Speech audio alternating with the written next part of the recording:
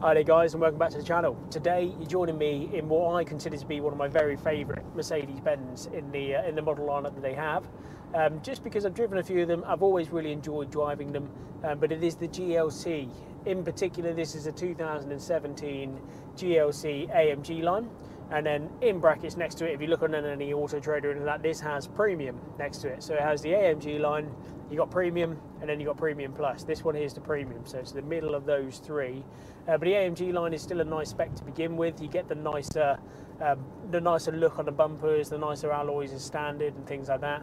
But the Premium comes with a bit more over and above what that is. So that comes with the keyless entry and the keyless start, which is a really nice feature to have. It is a gimmick, but it's one that I use quite a lot. This lovely panoramic sunroof comes through with a lot of light letting into the cab, which is a nice thing to have for sure. And it also has the rear camera and the front and rear parking sensors with optical display as well. There's a little thing on the back of the boot, or like the roof lining above the boot, and there's also the digital display in here with your parking sensors, which is a nice thing. But yeah, it doesn't have, so the Premium Plus then goes on to have the command system and also the Burmester sound system.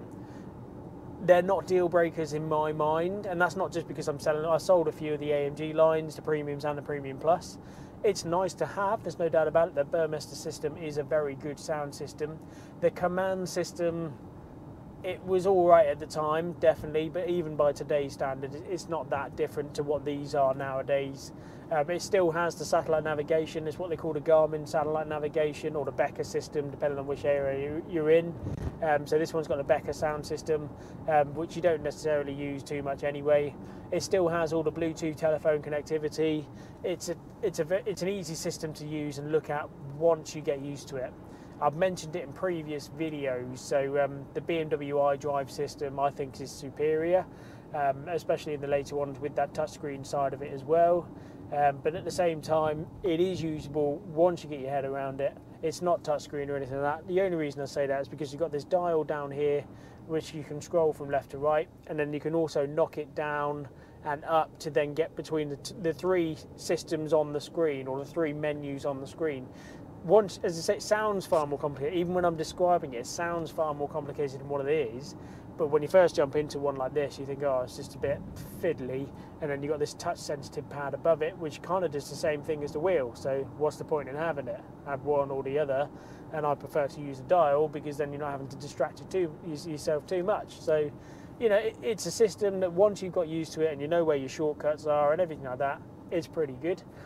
In terms of the dash display, again, really quite like it. It's got the analog dials and then this digital display within the centre, and you can change the information much like you can with a lot of cars of this era, where it can be trip computer, navigation details, radio details and media details, telephone, assistance graphic and service details.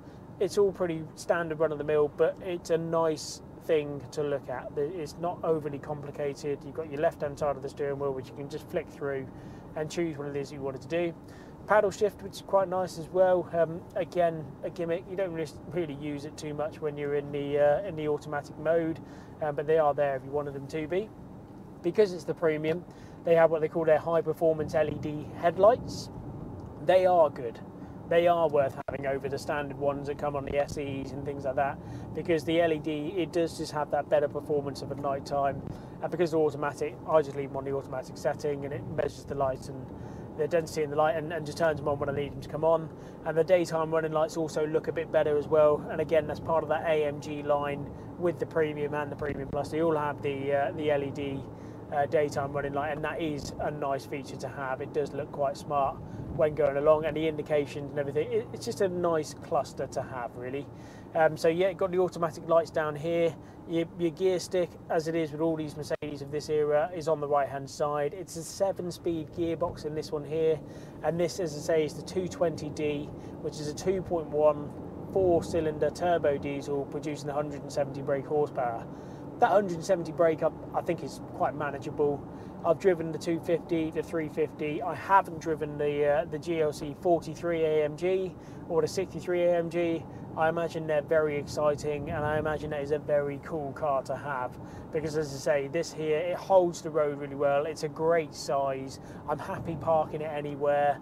It still gives me the good visibility because I'm sat quite high up, and it doesn't feel too bulky or too big, to the point where, you know, even some of the Range Rovers I've driven, and I'm a very big Range Rover fan, sometimes you can find it, especially on these type of roads that I drive, they can be a little bit wallowy. This doesn't. It feels nice and planted.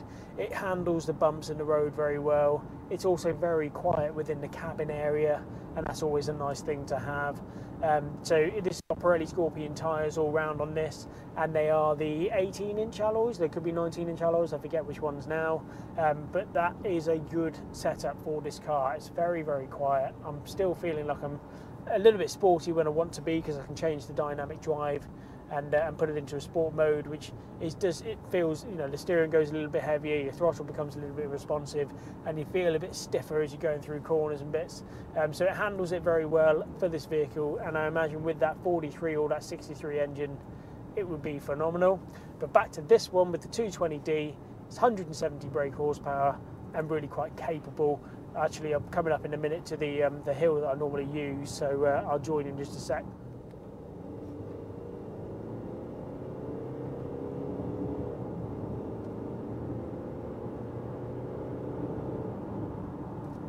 That's not too bad. It accelerates quite well. It's, I think you notice that you're in the 220 and perhaps not in the 250 or the 350, but at the end of the day, you're not buying this car to really get anywhere super fast. It is comfortable. It's maybe I'm used to a bit more power in something of this size, but it's very manageable. I am pleased with it. I think a 220 is definitely a good engine choice to have, especially if you can find one that's right for you. It's in your budget, the service history is right, the specs right. It wouldn't put me off having it just because it was 220. I wouldn't walk away from it thinking, you know, it needs to be the 250 really. I think it's still a very good engine choice to have. In terms of the build quality, I think Mercedes are pretty good on the whole. The only thing I will say is, because it's the AMG line and not necessarily the AMGs themselves, you get this Artico leather, they call it. It's a synthetic leather, and this one here is all right. This car's done 82,000 miles. I feel like it's worn very well, or if it has had a repair previously, it's been very good, because I can't notice that it's had a repair. So I don't mind that things get repaired, and you know, and I would be none the wiser. That's fine. That's okay, because the car is what I need it to be. There's a lot of people out there that, you know, because it's had a previous repair, won't touch it, and that seems odd, because, well, it's been repaired. But anyway, yeah, so the Artico leather is comfortable to sit in. It feels like it's nice. It doesn't rub like the wrong way or anything like that. But they do have a tendency to split, because it is that thinner material. But once they've been repaired again, they're absolutely fine. The wood trim on the inside, nothing's flaking, nothing's worn away. All the buttons and the switches are still as they were when they come from the factory. There are no real signs of wear that this car has done 82,000 miles at all. It's just starting to rain actually. That's okay, because we're inside. So yeah, on the door card here, I've got all the electric heated memory seat settings. Very, very easy to use. Whatever I press on here reflects within the seat, and I've got the memory function next to it and the heated seat button just up next to it. Lights down here, as mentioned, leave them on auto. Wipers and your indicators are on the same stalk. It's all very easy to use. It's all where you'd expect it to be. This, as I say, this screen here is it's not the command system, but that wouldn't necessarily be a deal breaker, because it is still quite a nice screen. The only thing I would say is maybe the map isn't that great of a resolution, but when you're not in the map side of it, you're in the rest of the screen, it's the same as what it would be on the command. It's all very, very clear and easy once you get used to the controls. Your dual climate controls are just down here. Again, what you'd expect them to be. You've got your temperature switches on either side, direction control and fan. It's very easy on that there, but you can also have it on your screen if you wanted to control it from there. There's no real need to. Again, it's one of those things, it's almost like it's doubling up with Mercedes. They like to double up on functionalities, and I don't really get it myself. I think, you know, if you have one way that it works, that's quite good. But it is ever so comfortable. Your hear the GoPros interacting with the parking sensors on the front there. But yeah, in terms of the wear on the material, it is very good. There's nothing here. On some manufacturers I've noticed, like Audi in particular, and even some of the BMW products, to be fair, when they've got these surrounds around the storage and things, they get quite badly dented and dinged and scratched if you leave your keys on there or anything like that. This doesn't really. I think it's all, you know, worn quite well. This needed a good clean when it comes through, but it has cleaned up as it should. The panoramic roof, as I've already mentioned, it is lovely. It does let in that light. If you did want to close the blind, there is a blind on there as well, which comes across on both sides. Or of course you can open the roof up and have it so that you've got fresh air coming in. So yeah, in terms of a spec, it's quite good. This one is the premium.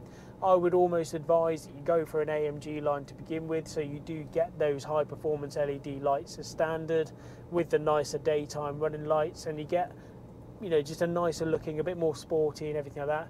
It all depends what you want from your car, but I think as an AMG line you do get those few bits of standard, which is worth having, because of typical German manufacturing. If you go for an SE with no extras, there really are no extras. It is very, very plain Jane and maybe a little bit boring.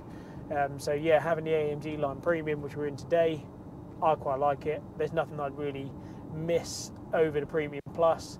The Premium Plus, again, I'm not discrediting it. It is obviously nice to have the Burmester sound system and things like that, but it wouldn't necessarily be a deal breaker. If I found one that was where I wanted to buy it, it's a nice local car, or even from a dealership that you're familiar with or something like that, and it was the premium and it's got a good spec and a great service history, and that's all I'd really look for.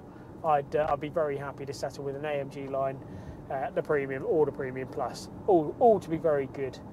So yeah, I've really enjoyed driving them. As I say, they're a great size, they offer a great ride comfort, and I think that's because it is the size it is. When they're too big, they've become wallowy, and obviously when they're too small, you can feel every bump in the road. So there's just something about them. They've got this size and this setup to be pretty spot on. I've really enjoyed driving it. In terms of an MPG, that is the bonus of having a 220 over the 250 or the 350. They do get the best MPG. So on my, here, from the start, so we've been going only along this journey here, I've been getting 48.4 miles to the gallon. And what I've also just noticed is this is actually the 9-speed box. So this would be the first of it in the 2017, because it was just in D8. So a 9-speed box, which is even better. And it really is seamless on the gear change. Like every time I drive one of these, I think they're great. I think there's really no real complaints for me. I'd recommend it to a family, I really would. There's plenty of space in the back for 3 adults, and they've also got the ISOFIX fittings. Nice big boot for what would be my case, the dog, or if it's a family, I don't know what families have really. But yeah, it's a pleasant place to be. It's a very nice size, happy parking it anywhere within supermarket car parks or town centres. I could drive it through the lanes that I quite often have to go through and not be too worried about having to shove it too far into a hedge, because it's that great size. It's a real big reason as to why I really like this style or this era of Mercedes and this model. So yeah, I really hope you enjoyed the video. If you like it, if you can give it a thumbs up and subscribe to the channel, it all helps. And of course, I'll try and get more of a consistent filming, which I am starting to now.